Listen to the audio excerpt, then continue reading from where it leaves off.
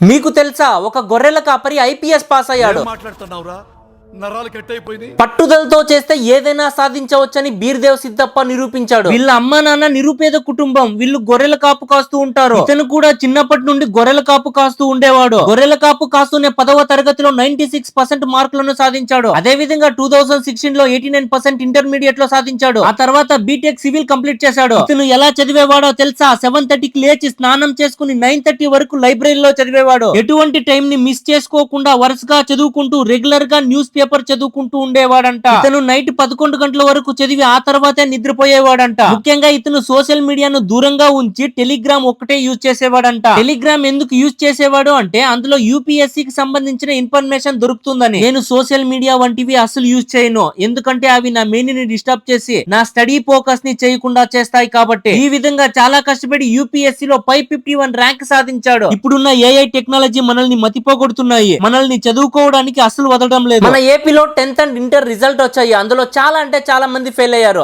ఎందుకో తెలుసా? ఈ ఇన్స్టాగ్రామ్ ప్రభావం వల్ల. సోషల్ మీడియాని యూజ్ చేయకుండా ఒక గొర్రెల కాపరి ఐపీఎస్ పాస్ అయ్యాడు. మనమందరం సోషల్ మీడియాని యూజ్ చేసుకుని వెధవలవుతున్నాం.